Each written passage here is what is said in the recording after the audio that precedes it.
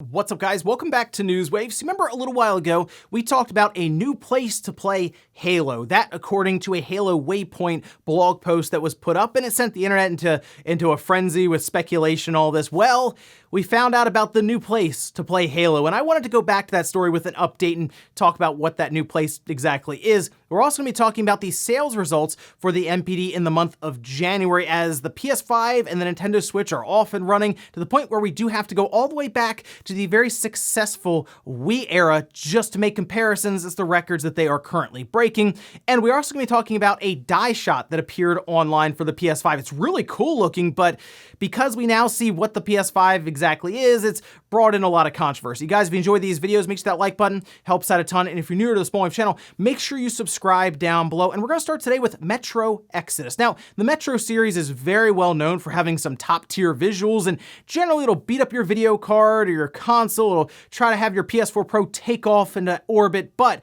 it does produce some really good looking images. And it looks like they're going to be making a push now for a next generation patch, and the PC will also have a lot of benefit from that. They put out this chart here showing all the different features they're going to be adding, as well as for PC DLSS 2.0, which is great for people who want to have that fidelity and also have a solid frame rate overall, even maybe pushing up to over 60 frames per second at like 4K or something. But we can also take a look at some of the console additions. This was summarized very well by Nebelian here. Reduced load times, 4K texture, spatial audio, and controller latency improvements on Xbox, DualSense support for the PS5. Be interesting to see how they use those adaptive triggers with some of the different guns. The Series S is 1080p. Field of view can be changed, and it will be available later this year as a free upgrade. So exciting stuff there for Metro Exodus, or just Metro fans in general. The games already look really, really good, especially Metro Exodus, but you throw all of this in, it's gonna look crazy. Also, we had talked before about Twitter plays Pokemon, and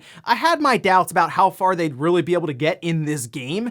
We've seen Twitch play Pokemon stuff, that's much more real time. This is all updating in like an avatar on the Twitter account. But believe it or not, they apparently had beaten Blaine very recently. So they have 7 badges now, and they're heading towards their 8th. But naturally, the internet was going to be the internet and tried to mess everything up here. Let's head over to this tweet.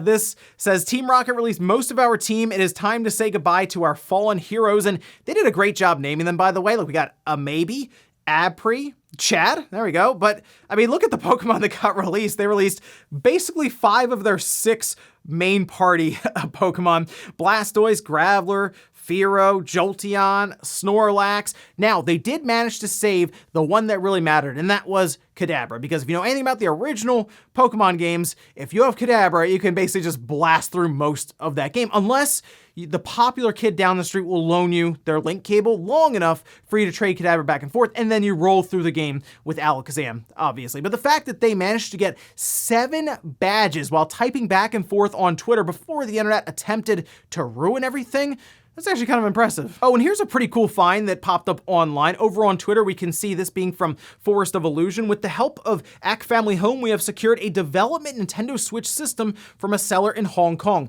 The unit is from around April 2016, making it the earliest Switch to be found so far, predating the retail release by almost a whole year. And we can see an image there of it with kind of the firmware OS part for developers. And this also says the data factory test files cannot be released, so since it's too recent, but all of the files have been backed up safely and the system has been sent to someone for safekeeping. Some other things of note are the different screws, volume buttons, and it being referred to as DPRD. But yeah, you can see that they were going to go with tri-wing screws there on the sides. That would have been absolutely frustrating. Those would have been stripped no problem. Good to see that they decided to go with the more cross-shaped, or like the Phillips head screws, much better there. And then it looks like the volume rocker changed from arrows to plus and minus. And I'm curious what they were able to pull from it. Looks like they're going to be holding on to that one for at least a little while here. So something to keep our eye on going forward. And guys, with some of the quick news out of the way, let's get into the bigger stuff. Let's start right away with the NPD results for January. Now, a lot of the talk is around on the PlayStation 5 and the Nintendo Switch because, like I figured would happen, one would end up making the most money in terms of dollar sales for revenue, and the other one would sell the most units. The Switch sold the most units, whereas the PlayStation 5 technically brought in the most money, and that's just because of the price disparity. We have the Switch Lite at $200, the Switch at $300, then on the other side, the PS5 Digital at $400, and the PS5 at $500. So yeah, you don't have to sell as many units for the PS5 to make as much money as the Switch as that sells. So let's head over here to Matt Piscatella on Twitter, who went through all of these different stats and some of the information. I'll link down below to this thread if you want to read a bit more.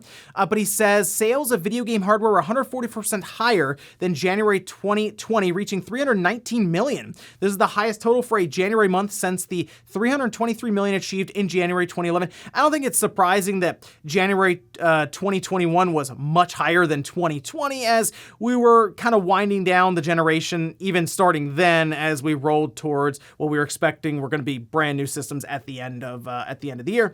But we also see Nintendo Switch was the best-selling hardware platform in units sold for the month of January. Unit sales of Nintendo Switch were the highest of any platform in a January month since the Nintendo Wii in January 2010. Now, 2009 holiday going into 2010 for January, the Wii was super hot at that point. So that is very impressive in terms of units sold. On the other side, though, the PlayStation 5 was the best-selling hardware platform in dollars sold in January, with the highest dollar sales total for a January month since the Nintendo Wii in January 2009. Once again, very good comparison for the PlayStation 5. Keep in mind, though, the Wii was, $250 at the time?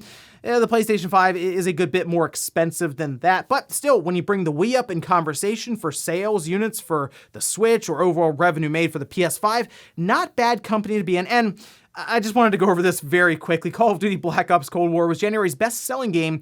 Call of Duty Black Ops Cold War has been the best-selling game in the US each month since its November launch, and it now ranks as the 20th, that's right, the 20th, best-selling video game in US tracked history. I mean, what can I say? We like our Call of Duty games here in the US, but going back to the PS5 and the Switch, I think this is a trend that's going to continue going forward, provided that Sony can actually keep getting PS5s out there. That's going to be the hardest part for them because they are running into issue when it comes to manufacturing and issues with just getting components together to make the chips that go in the PS5 right now. AMD is pushing to try to get this all sorted out by the second half of this year. I have my doubts around that one as well. So yeah, going into next holiday is probably one that will be the most interesting between the Switch and the PS5 and the Xbox. Not much talk here about the Xbox because we assume that overall with supply and everything, it was probably third below both of these, the Switch and the PS5. So maybe we get to a point where supply isn't an issue for Microsoft, but it still is for Sony, or vice versa. I just think it's mostly going to be hearing the Switch sold the most units, but the PS5 made the most money, probably going forward here for the rest of this year. But you never know, as we get towards the end of this year and we start getting bigger games coming out from Sony and then up against Nintendo, maybe they have their Zelda anniversary and then maybe there's a Pokemon game thrown in there. Maybe it does change up a bit. We'll see. Next up, let's talk about Halo and a new place to play. This is a story that blew up the other day because there was a lot of speculation around, wait, are they telling us that it could be going to the Switch? Is that a thing that they would tell us in like the different improvements and updates they're making and some ideas around flights and what they're going to be testing? All of this at the bottom of like their Halo Waypoint blog post. It didn't really sit right with me. It didn't seem like something they would do there. I even was overshooting apparently a bit with the idea of, oh, they're going to have xCloud launch on iOS and that's the new place to play. Nope, we were all pretty much wrong about this one. Let's head over here to the update and the new place to play for Halo, where we can see a custom game browser, a new way to play with each other in the Master Chief Collection. Also, as for places, a new map for Halo 3 from Halo Online. Now, there's also a bunch of other things here. Field of view slider support for all Xbox One consoles, double key bindings. We also have mouse and keyboard support for consoles, advanced audio options, all of that. But yes, it looks like it's going to be a custom game browser for Halo Master Chief Collection, which, by the way, is pretty cool. They showed a screenshot of it. You can see that here, and it looks like we'll be able to set things up, and I guess you can search around from there and find other custom game types that are set up as little rooms. I don't know. That's kind of a neat thing. And the idea of bringing in a new map from Halo Online. It'd be new to us because Halo Online was it was a Halo game that was set up for Russia. It didn't ever come here. There were attempts made to get it outside of Russia and recreate it for like the US as an example, but that never really panned out. I think Microsoft had to shut it down, but then there were talks that they were looking to hire some of the people that were doing that. But that's really cool to see them bring over a map from Halo Online, something that's was not able to be played before, and I'll be curious to see how that all turns out. Apparently, that could go into testing as soon as the 18th or the 19th, so I'm going to keep an eye on that. I know it's not, oh, Halo's going to the Switch, but this is actually still a pretty cool announcement overall. Next up, let's talk about Microsoft, xCloud, and your web browser. Now, we have talked before about how xCloud works pretty well on mobile devices at 720p. The latency is pretty good, but a lot of people were also curious about things like iPhone or iOS support and even web browser on less capable machines when it comes to gaming. This is something that we've seen Stadia be able to do on your PC, whether it's a little laptop or netbook or something. You can use Stadia on there, and for the most part, it works well. While I've beaten down Stadia for their overall business model, the tech is pretty good. Now, it looks like Microsoft is starting to do some testing internally ahead of a public beta, it appears, for their xCloud in their browser on your PC or on your iOS device like your iPhone, because remember, the way it works on the App Store, they don't want Microsoft to actually stream games through because that doesn't fly with Apple. So in order for Microsoft to get around that, they're just going to launch a browser on your iPhone so that you can access xCloud. Let's head over here to The Verge, where they say Microsoft has started testing its xCloud game streaming through a web browser. Sources familiar with Microsoft's Xbox plans tell The Verge that employees are now testing a web version of xCloud ahead of a public preview. The service allows Xbox players to access their games through a browser and opens up xCloud to work on devices like iPhones and iPads. And they have some images here of it in action, and apparently it's working right now on Chrome and Edge. So mostly Chrome for a lot of people there, but it looks simple enough. And when you do load up something like xCloud in a browser, you don't want it to be too complicated. You don't want your system to struggle just loading up the web browser for it, because they figure a lot of people are probably going to be using weaker machines in order to access xCloud to play games that these PCs would not be able to. So you don't want the web browser experience to be even overloading, I guess you could say, for that less than capable PC. But looking at this, I do like the more simplistic setup. Apparently, when you load one of the games, it blows up into full screen and pick up the Xbox controller or use the mouse and keyboard, and you're off and running very quickly. Now, the question of resolution is the thing that is currently coming up because it's 720p on mobile, and that works fine enough for something that's a smaller screen, even like a tablet screen. You probably get away with that fine.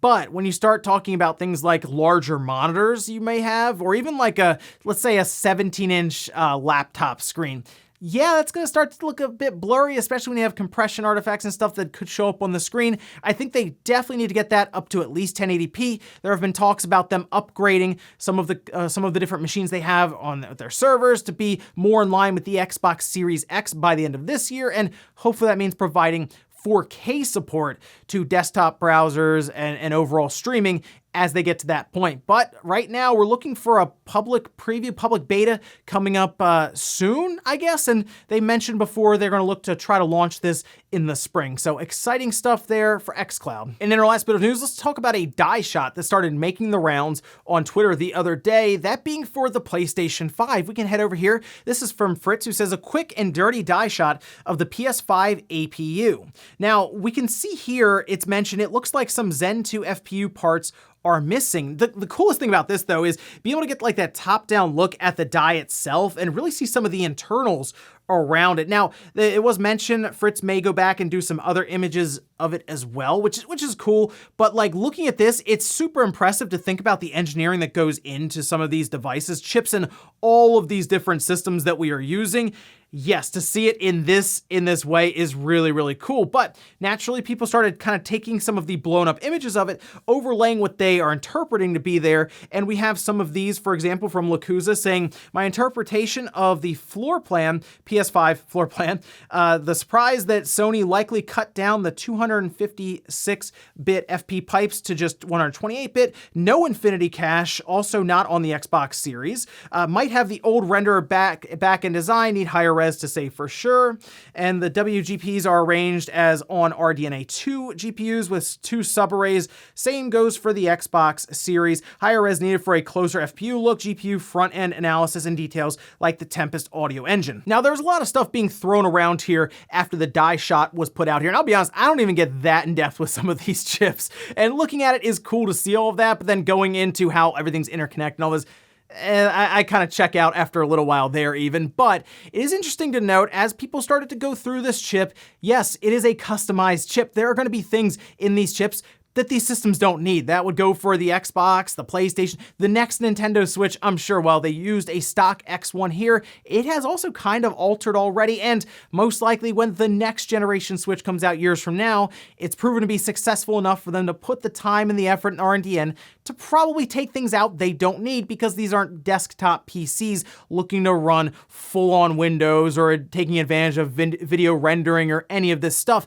They're going to look at things they can take out. Now, the one interesting part here is that they didn't really leverage as much of the Zen 2 architecture as people were thinking, or RDNA 2, and you look at like the Infinity Cache, which the Xbox doesn't have that either, and maybe it just wasn't ready yet because that's part of like the RX 6000 GPUs. And the idea there is they can use slower memory while kind of making up for it with what's basically faster cache memory on the GPU itself. This isn't new though. It's something we've seen with consoles even. The Xbox 360 did something like that. The Xbox One did something like that, using slower memory but higher speed memory on the chip. It's just a much newer and better version of it here with AMD. There just seemed to be a lot of disappointment around the chip itself when it was finally revealed after, I mean, let's face it, like a year of buildup with a ton of information and rumors and speculation, making this mythical chip that was probably never going to exist in a system that starts at $400. I mean, really, the GPUs that we're talking about here are like over $1,000, and we're expecting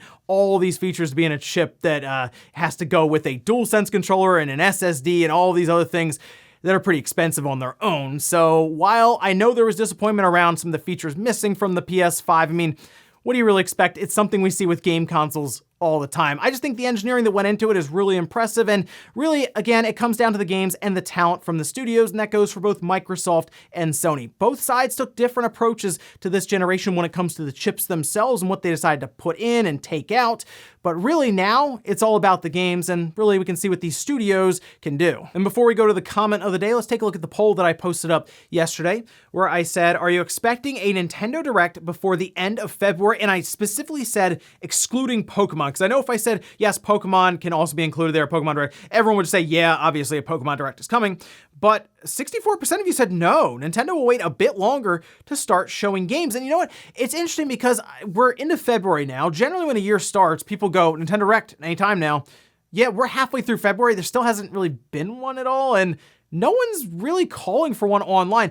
I almost wonder if people have kind of gone to this acceptance phase because it's been so long since there's been a Direct that they just are like, when one happens, I'll just be surprised. You know what? That's actually not a bad mindset to have, really. And we'll finish up with the comment of the day, as you're seeing here. This is from literally just a dot. When I saw Tales and Switch, I got excited for a split second before realizing it wasn't a Tales of game. How's it this whole time we've only gotten one on the Switch, that being Tales of Vesperia? And that is a very good question because Tales of Symphonia is on PC. I'm sure they could probably just port it to the Switch and call it a day. Should be, I think, some easy sales there. But the interesting thing here is a lot of these Japanese developers are probably realizing right now that, yeah, Sony is pivoting away. So like Tales of Berseria, for example, you feel like that would even make its way to the Switch because they're like, oh, let's start building the audience up on the Switch to make sure that they're ready for the next one that comes out. But Tales of Arise appears to just be Xbox, PS4, and PC. That could get a later release on the Switch, but those are the kind of things I'm talking about. It's very odd when they see the Switch coming up on 20 million units sold in Japan. That will probably happen this year, and the PS5 is having a rough start in Japan. You feel like things would start to shift because what else do they put their games on unless they just hope that the Western audience can hold everything up for them? And ladies and gentlemen, that's going to do it here for Newswave. If you enjoyed this video, guys, hit the like button, really helps out. If not, hit the dislike. Leave comments down below about everything we talked about here today. There's the NPD results for January between the Switch and the PS5. The PS5 making the most money in terms of dollar sales, but the Switch selling the most units. Both of them being compared right now to the Wii, which is impressive stuff there. How do you think this is all going to turn out as we go through throughout the year into the holiday season at the end of 2021? And then what do you think of that die shot for the PS5? Thanks guys for watching, and I'll see you next time.